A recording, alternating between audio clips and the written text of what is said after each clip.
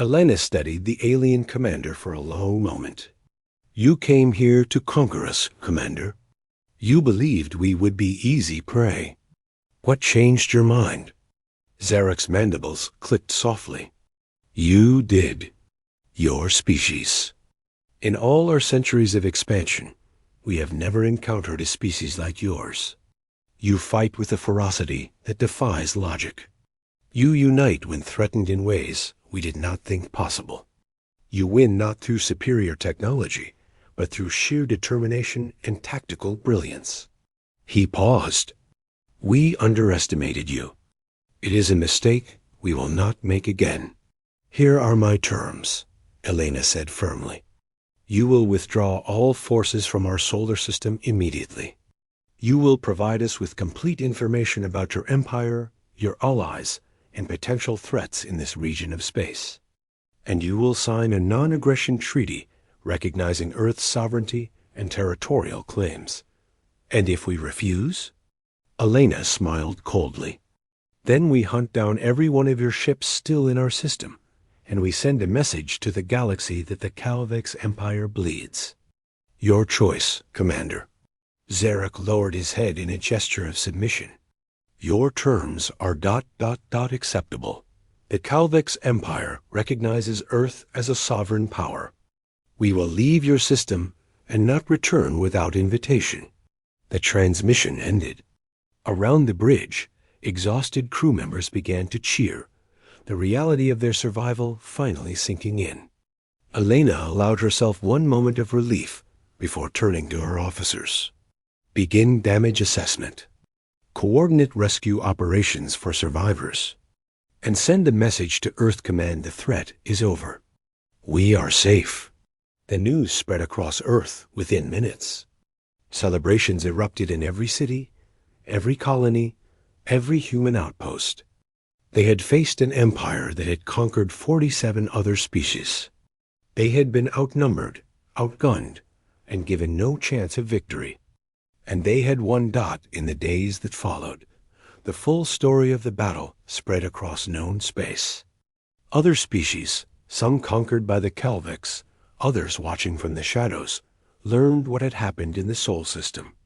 A young species, barely 150 years into space travel, had defeated one of the galaxy's major powers. Captain Elena Martinez stood in the observation deck of the repaired Retribution, looking out at Earth. The blue planet hung in space, peaceful and beautiful, unaware of how close it had come to conquest. "Captain," said Dr. Chun, joining her at the window, "the xenology teams have been analyzing everything we learned from this engagement. They believe our victory will change the balance of power in this entire region of space." "How so?" "Because we proved something the galaxy needed to see. We proved that determination, creativity, and the willingness to adapt can overcome technological superiority. We proved that humans, despite being newcomers, belong among the stars." Elena nodded slowly. "And we proved that Earth is not defenseless. Anyone who comes here with hostile intent will face the same fate as the Calvex." She turned away from the window, her mind already thinking about the future. The Calvex had been defeated, but they were not the only threat in the galaxy. Other empires existed. Other species might see humanity as a challenge or an opportunity, but humans had sent a message that would echo across the stars. They were not prey. They were not victims. They were survivors, warriors, and defenders of everything they held dear. The Terran Defense Initiative began expanding, incorporating lessons learned from the battle. New ships were designed, combining human ingenuity with captured Calvex technology. Alliances were formed with other species who had suffered under Imperial rule. Earth's position in the galactic community shifted from newcomer to power player. And aboard the TDS Retribution, now humanity's flagship and a symbol of their determination, Captain Elena Martinez prepared for whatever challenges came next. The galaxy had learned about humanity. Now it was time for humanity to learn about the galaxy, that the age of human expansion had truly begun. and it had been baptized in the fire of war, tempered by sacrifice, and proven through victory against impossible odds.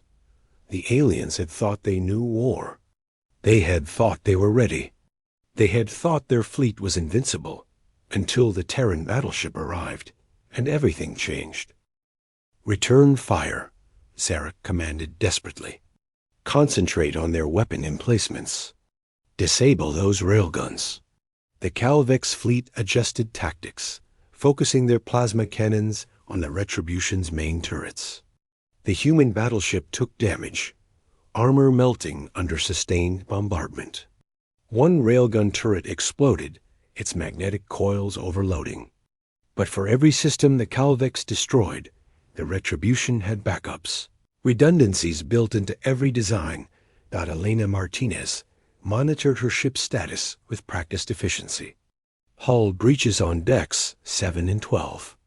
Damage control teams responding.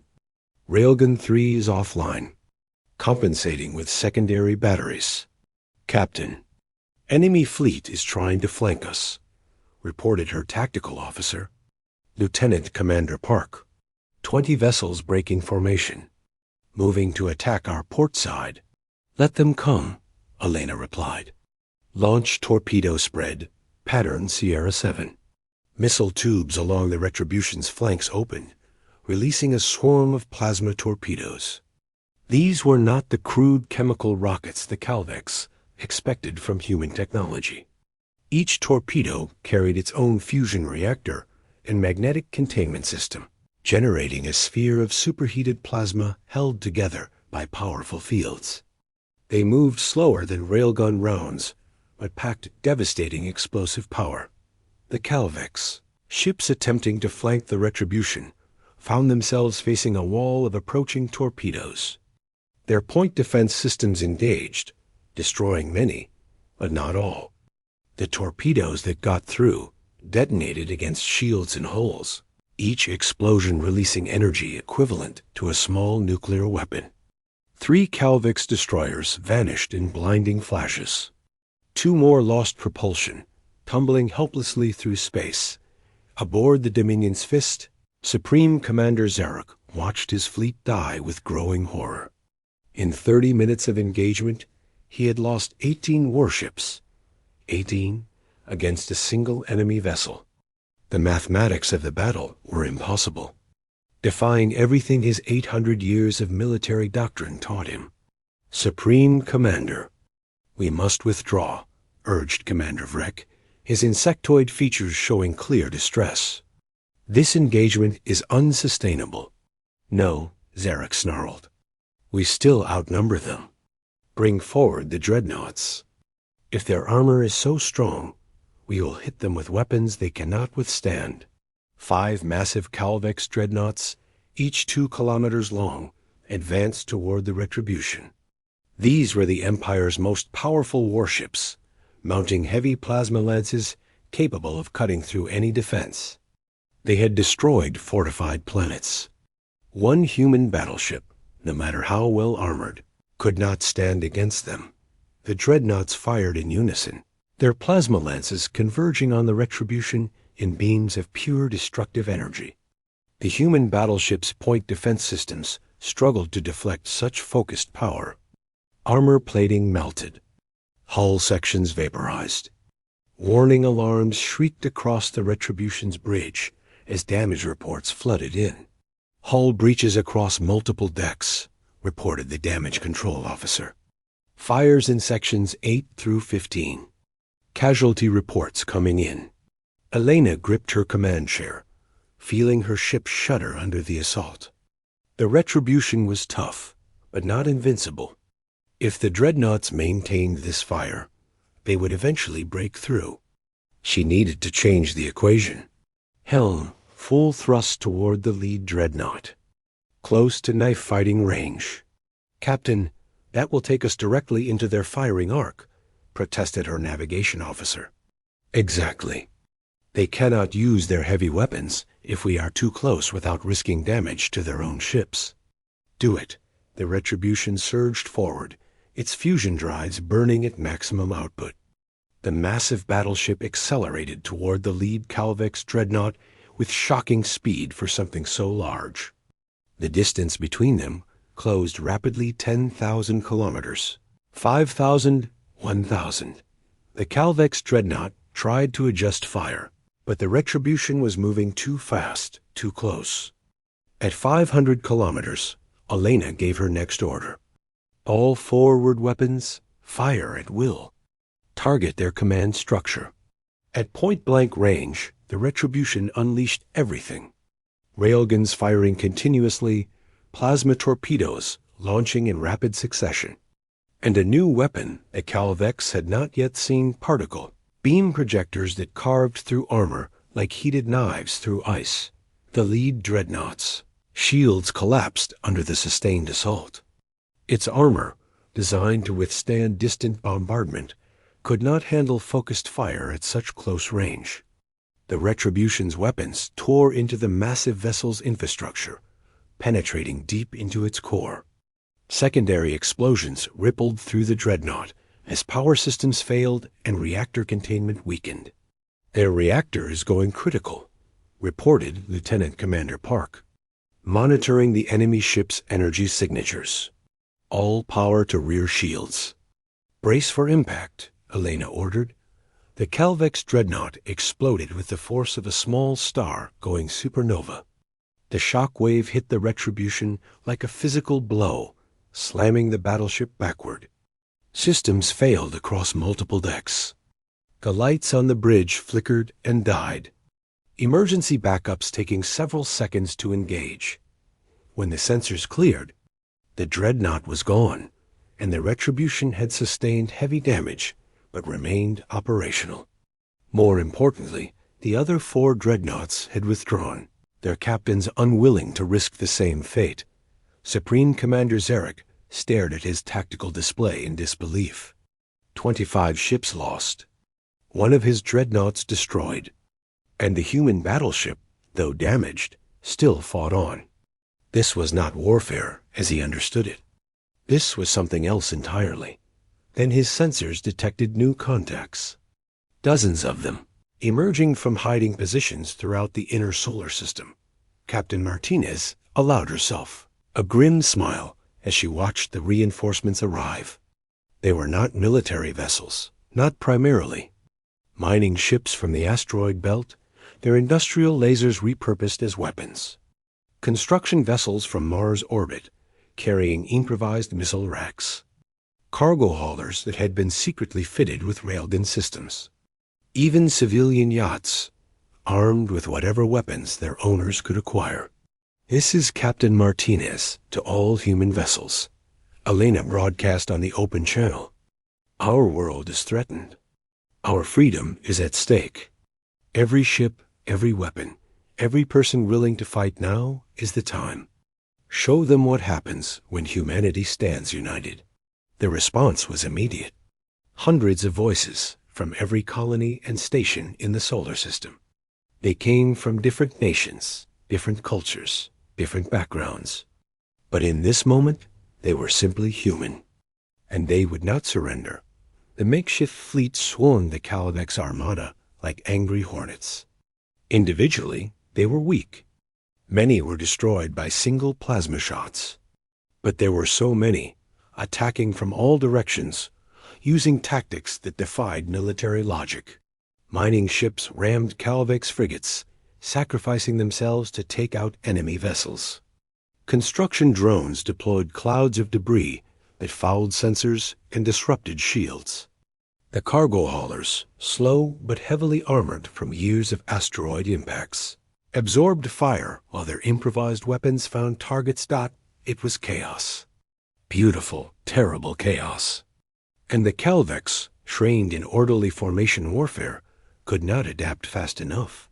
"Supreme Commander, we are being overwhelmed," Commander Vrek reported, his voice cracking. "They are everywhere. Every human ship is attacking. Our formation has completely broken down. We have lost 40% of our fleet." Zarek watched his perfect military machine disintegrate before his eyes. The humans were not fighting like any species he had encountered. They accepted losses that would have broken others. They used tactics that made no strategic sense, but were devastatingly effective in the chaos of battle. They fought with a desperate courage, born from knowing there was no alternative. And then the Retribution, battered but defiant, fired one more salvo. The railgun round struck the Dominion's Fist's engine section, crippling the flagship's propulsion. Zarek felt his ship shudder as power systems failed. "All ships," he transmitted, the words tasting like poison, "withdraw from the system. Retreat to the outer boundary. This engagement is ... over." The Calvex fleet, once so confident and powerful, fled. They abandoned damaged vessels, ignored distress calls, and ran from an enemy they could not understand or defeat. In 6 hours of combat, the mighty Calvex Empire had lost 63 warships and thousands of crew members. The humans had lost over 100 vessels, but they had won. Captain Elena Martinez stood on the bridge of the Retribution, surrounded by smoke, sparks from damaged systems, and exhausted crew members. Her ship was a wreck. Entire sections were open to space. Half her weapons were offline. But they had survived. "Captain, incoming transmission," reported the communication officer. "It is from the Calvex flagship." Supreme Commander Zarek's face appeared on the main screen. He looked old now, defeated. "Captain Martinez, I request ... negotiations. Terms of withdrawal. I wish to avoid further bloodshed." Captain Martinez stood in the cavernous lunar shipyard, watching as the final systems came online. The ship stretched 3 kilometers in length, its hull covered in ablative armor designed to absorb punishment that would vaporize lesser vessels. No energy shields protected it, because human engineers had taken a different approach. Instead of trying to match alien technology, they had adapted what humanity knew, best brute force engineering, combined with tactical flexibility. The Retribution carried weapons that no alien species had encountered. Electromagnetic railguns, capable of accelerating projectiles to relativistic speeds. Plasma torpedo systems that generated their own magnetic containment. Adaptive AI warfare systems that could hack and disrupt enemy communications. And a crew trained in tactics drawn from every major conflict in human history. "She is ready, Captain," reported Chief Engineer Sarah Morrison, a brilliant woman who had spent a decade designing the ship's systems. All weapons operational, reactors at full capacity, crew standing by. Elena nodded slowly, her eyes tracing the massive vessel. "Then it is time to show our visitors what happens when humans are pushed too far." The Retribution powered up its engines for the first time, the lunar facility shaking with the force of controlled fusion reactions. Clamps released. Mooring cables detached. The massive battleship moved forward, sliding out of its hidden berth and into the darkness of space. Earth's scattered fleet received their orders. Patrol vessels returned to defensive positions. Colony militias armed themselves. Mining stations in the asteroid belt prepared to evacuate or fight. For the first time in human history, the entire species united with a single purpose: survival against an existential threat. The Calvex fleet crossed the boundary of the solar system exactly on schedule. Their sensors detected the human ships waiting for them, small vessels clustered around the outer planets. Zarek studied the tactical display with satisfaction. The humans were positioning defensively, exactly as predicted. They would try to slow the Calvex advance, buying time for evacuation or negotiation. It would not work. All vessels proceed to Jupiter orbit. Destroy any resistance. Zarek's orders were clear and simple. Show them the price of defiance. The first engagement occurred near Jupiter's moon, Ganymede. 3 human frigates attacked a Calvex destroyer, their weapons blazing. Plasma bolts and kinetic rounds struck the alien vessel's shields, creating beautiful cascades of energy. The destroyer's return fire was devastating, vaporizing one frigate instantly and crippling another. The third escaped, limping back toward the inner system. Zarek watched the brief skirmish with approval. As expected, brave but futile. Continue the advance. But something nagged at him as his fleet moved deeper into the system. The humans were retreating, yes, but not in panic. Their withdrawal was organized, calculated. They were trading space for time, harassing his flanks with hit-and-run attacks that did minimal damage, but constantly probed his defenses. Supreme Commander, we have destroyed 7 human vessels with minimal losses, reported Commander Vrek. However, their tactics are becoming more aggressive. They are targeting our communication arrays and sensor equipment rather than attempting to damage our ships directly. Zarek frowned. That was unusual. Most species tried to inflict maximum damage, not disrupt systems. Electronic warfare? Possibly. Our cyber defense teams are detecting increased attempts to penetrate our networks. Crude attempts easily blocked, but persistent. Maintain vigilance. These humans may be more resourceful than initially assessed. Zarek studied the tactical map, watching his fleet approach Mars' orbit. Beyond the red planet lay Earth, blue and vulnerable. Prepare the bombardment platforms. Once we secure Mars, we demonstrate our power by destroying one of their cities. That will break their resistance. The Calvex fleet settled into position around Mars, their weapons trained on the human colonies below. 30,000 colonists waited in underground shelters, hoping their reinforced habitats would withstand whatever came next.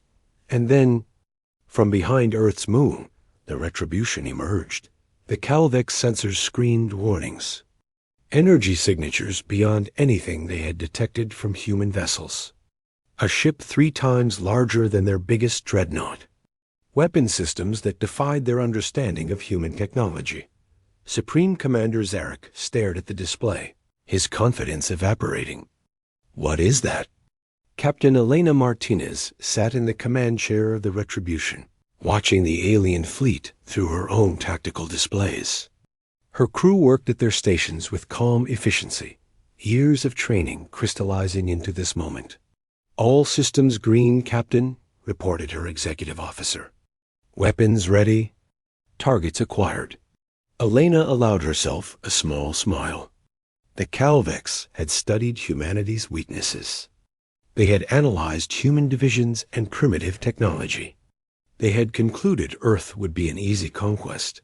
They had forgotten to ask themselves one crucial question. What if humans had been preparing for this exact scenario?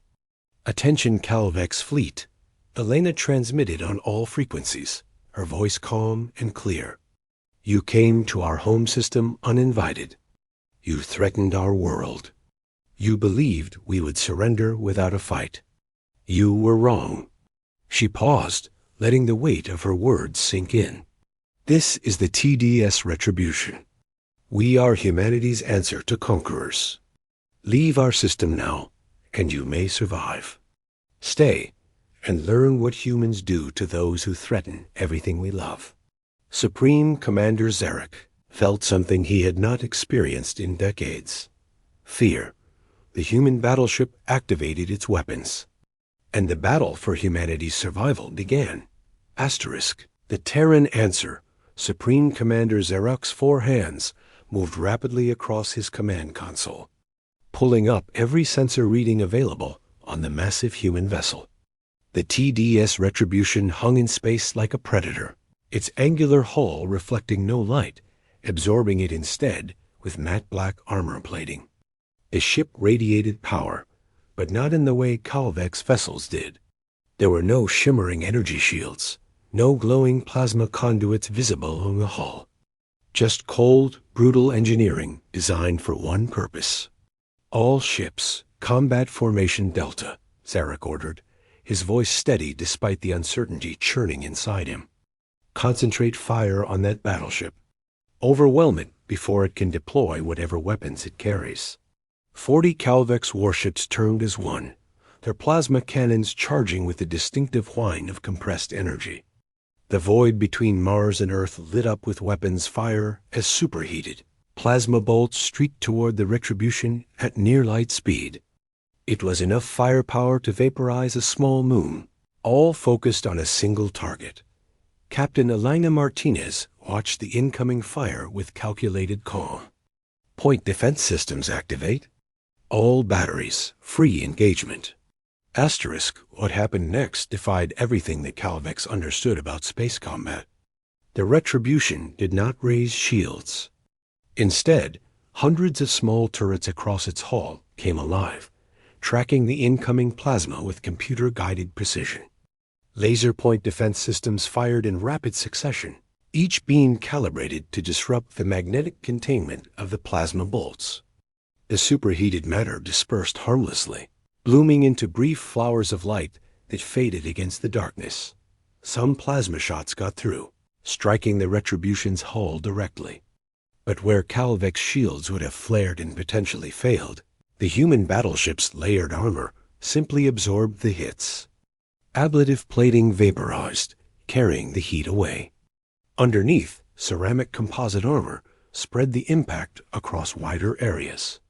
The ship shuddered but held, its hull integrity barely affected. Impossible, breathed Commander Vrek aboard the Dominion's Fist. They are tanking hits that should cripple any vessel. How thick is their armor?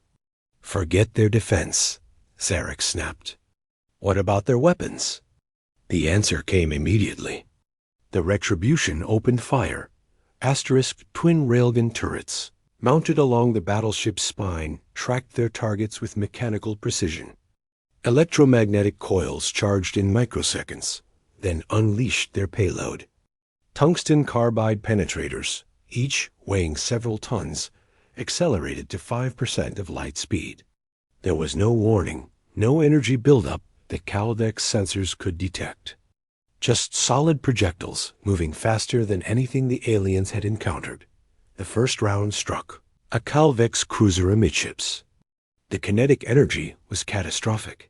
The penetrator punched completely through the vessel's energy shields, as if they did not exist, ripped through the hull, and exited the other side. The cruiser's structural integrity failed instantly. Internal bulkheads collapsed.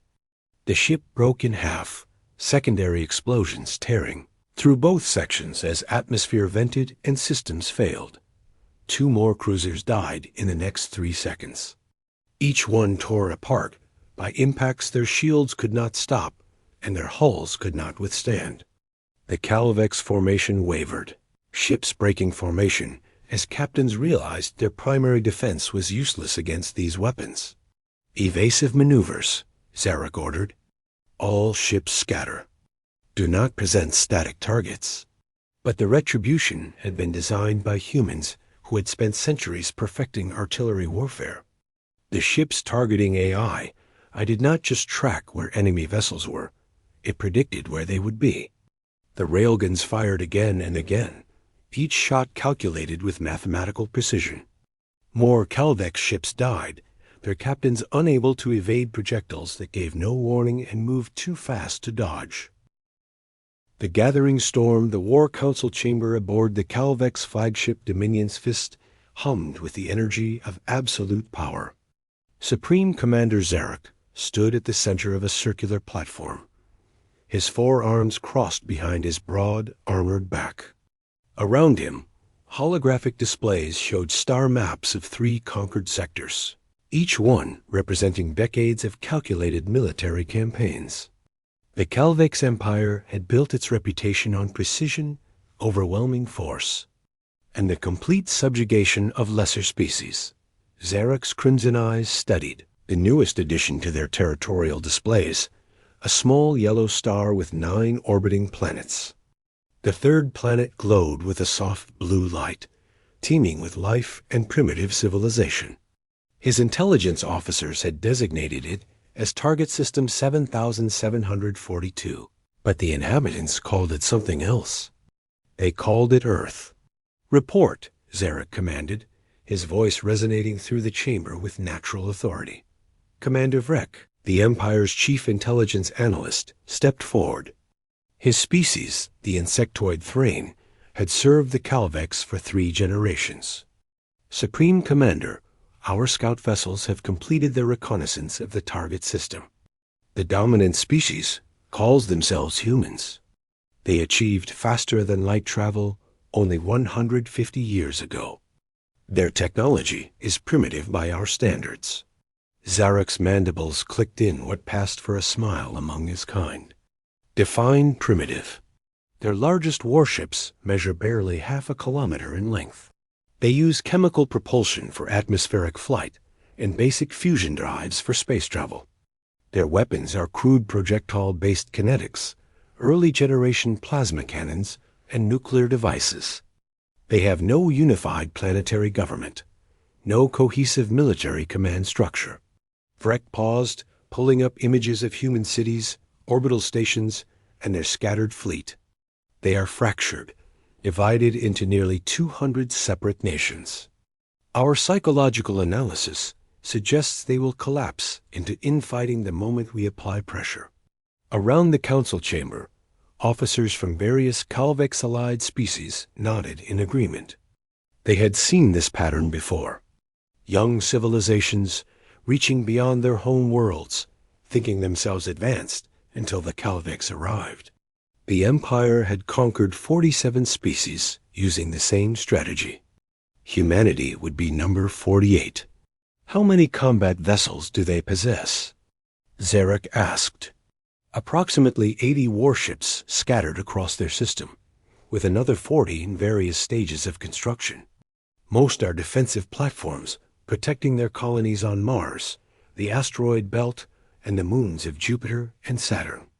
Their actual mobile fleet comprises perhaps 50 vessels capable of meaningful combat. Zarek processed this information with the cold calculation that had made him the Empire's most successful commander. 50 ships against the Galactic Armada. It was almost insulting. Prepare an ultimatum. Standard terms. Immediate surrender, integration into the Empire, tribute payments, and submission to Calvex authority. Give them 72 hours to respond. And if they refuse, Supreme Commander? Then we demonstrate why the Calvex Empire has dominated this region of space for 8 centuries. Zarek turned to his tactical officer, a heavily augmented cyborg named Krell. Assemble Battle Group Omega, 150 warships. I want dreadnoughts, cruisers, and carrier support. We will show these humans the futility of resistance. The message was transmitted within the hour. Across every communication frequency Earth possessed, the same declaration played in multiple human languages. The translation was clear and uncompromising. Submit or face annihilation. Join the Empire or watch your world burn. You have 72 hours to choose survival.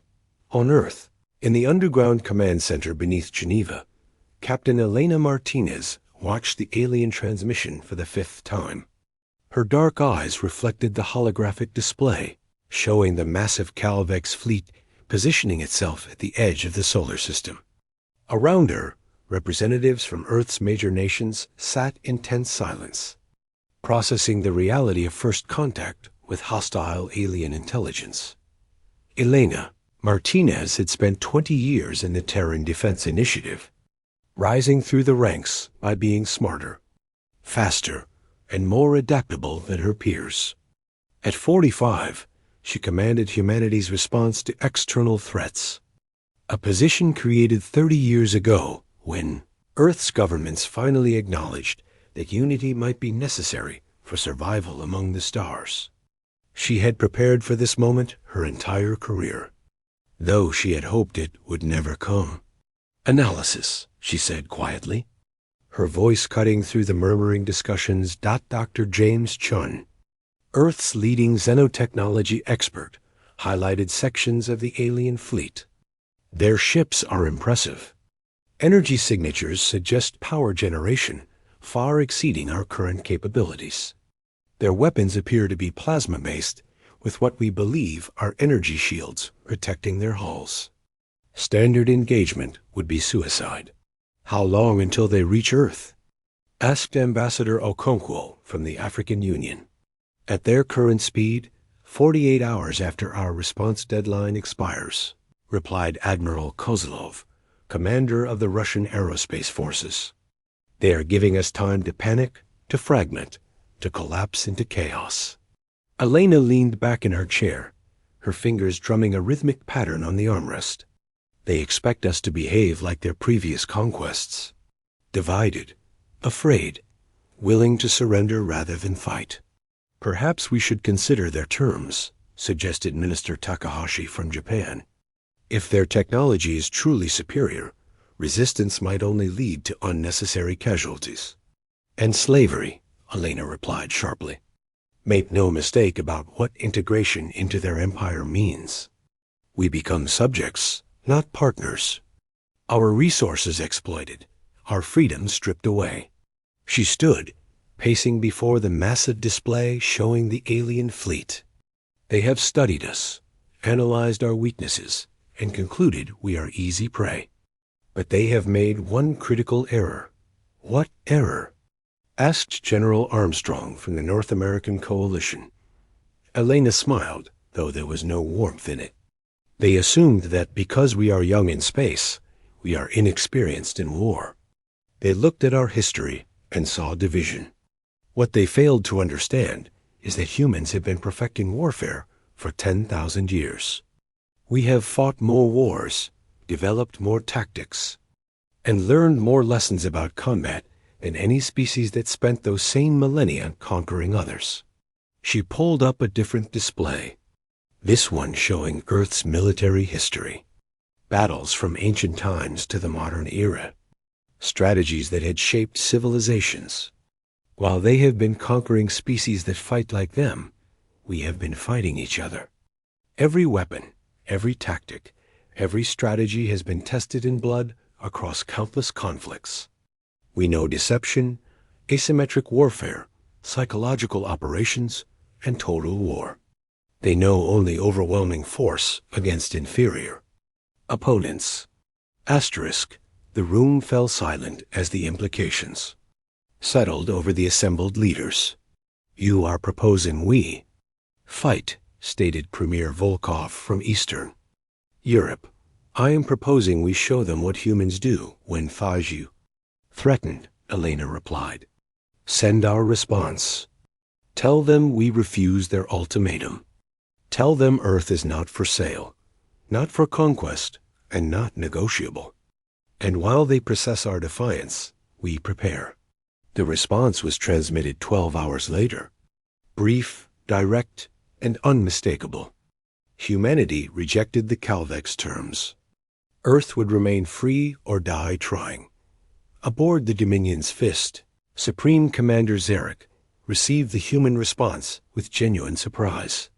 In 800 years, only 3 species had refused the initial ultimatum.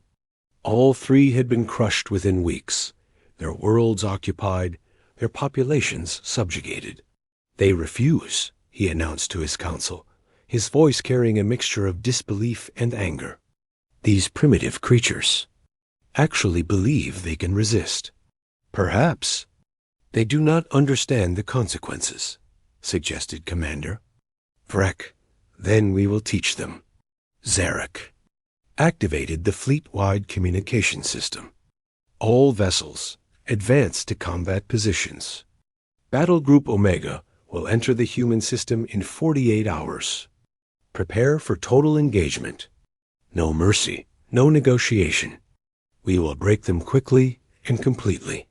The Galactic Armada began its advance, 150 warships moving with the precision of a well-oiled machine. Their confidence was absolute, their power undeniable.